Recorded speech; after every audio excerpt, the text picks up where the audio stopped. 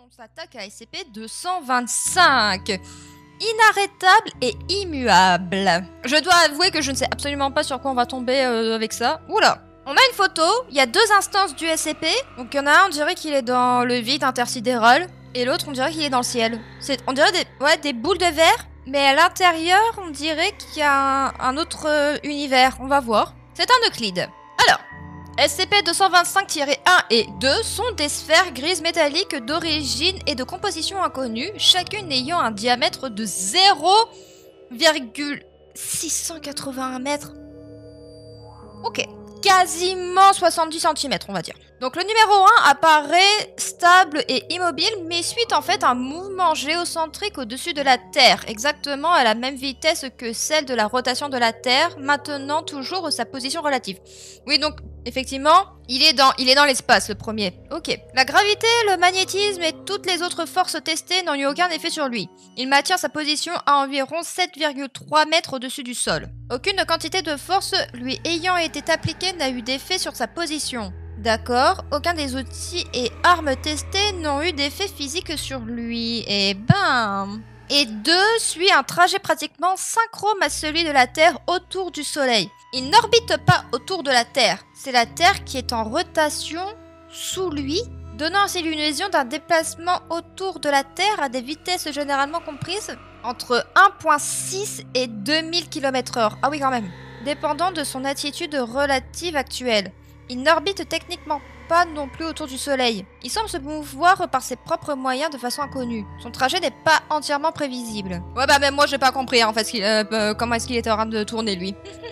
Les différences entre le trajet orbital de 2 et celui de la Terre conduisent la planète à se rapprocher ou à s'éloigner de 2 avec une variation étonnamment faible jusqu'à maintenant. Depuis sa première observation, on sait pas où, il n'a jamais atteint une altitude relative à moins de 10 km et reste généralement entre on sait pas combien de kilomètres au-dessus de la surface, avec néanmoins un maximum à on sait pas, résultant en une perte temporaire en contact on sait pas quoi. Il y a un peu trop de blanc, je comprends pas tout là. De même que pour 1, aucune force ou arme utilisée n'a eu d'effet, bien que les tests soient significativement plus difficiles et consomme plus de temps et de ressources à cause de la variation de sa position relative. D'accord. Je dois vous dire que j'ai pas très bien compris là. Donc attendez, donc c'est deux sphères grises métalliques.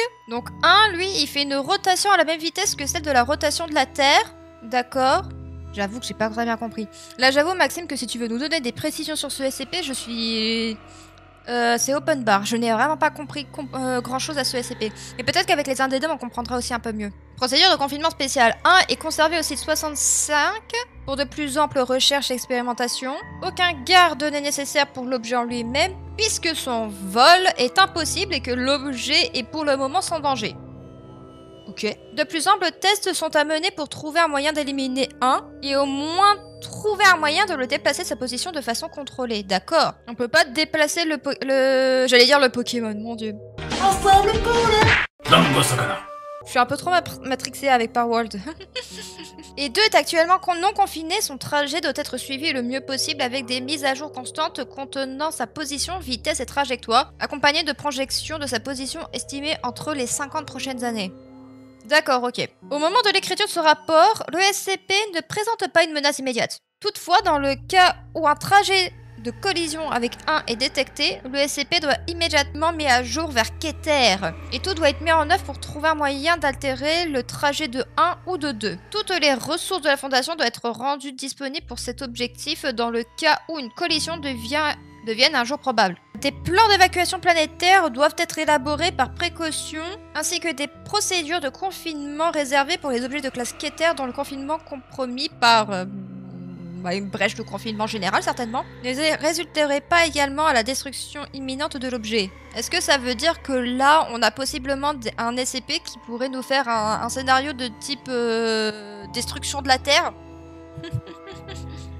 Pas impossible. Addendum. Pour résumer, aucun des effets pour tester de bouger ou d'endommager un n'a eu d'effet. Et aucun des efforts pour stopper ou endommager deux n'a eu d'effet. Deux traverse et détruit tout objet sur son chemin, sauf aucune pause ou modification de son trajet. D'accord, ouais, je vois le problème. Et ce, quelle que soit la composition de l'objet. Un n'est pas affecté par aucune quantité de force, quelle que soit sa direction. Bien que chaque objet pris individuellement n'est actuellement pas un problème majeur. Les implications relatives à la collision des deux objets sont cataclysmiques.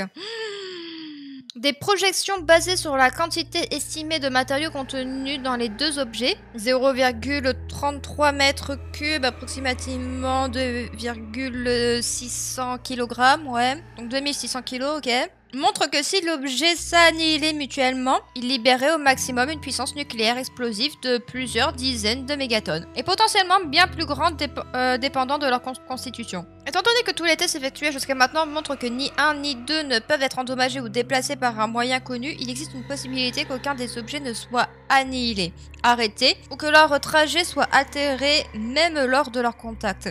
Si cela s'avère vrai, alors une collision entre les deux a le potentiel de détruire la Terre, hein, littéralement je pense. Hein. Dans ce cas, l'évacuation planétaire peut ne pas être suffisante. Oui, ça, on a un potentiel scénario de fin du monde de type annihilation de l'humanité là, si le temps le permet avant. En fait, je vois le problème. En fait, le problème c'est que c'est deux sphères qui bougent selon une certaine trajectoire et tout. À part deux qui, elle, est, semble-t-il, dans l'espace et inconfinable. Et le problème, en fait, c'est que les deux, concrètement, ne peuvent pas... Enfin, si elles percutent un objet, elles vont détruire l'objet. Je vois le truc. Ouais, c'est ça, c'est vraiment ça. C'est vraiment comme si deux météorites, en fait, se percutaient. Sauf qu'en fait, faut pas que ça se percute, sinon on risque d'avoir une destruction, quoi, de la Terre. Et potentiellement, en fait, une fin de l'humanité... Et le problème en fait de ce SCP, c'est le fait que justement la boule qui n'est pas confinée, elle a une trajectoire qui est pas si prévisible en fait. On peut seulement estimer sa trajectoire, mais c'est pas une trajectoire exacte, c'est encore pire en fait. Alors, le seul truc c'est que je vois que la capture n'est pas très bien. Voilà, c'était mieux comme ça. Oh la vache! Je m'étonne qu'il soit classé Euclide. Vu la dangerosité potentielle de ce SCP, j'aurais plus pensé qu'il serait classé en Keter en vrai. Parce que la possibilité justement qu'il y ait percussion n'est pas nulle.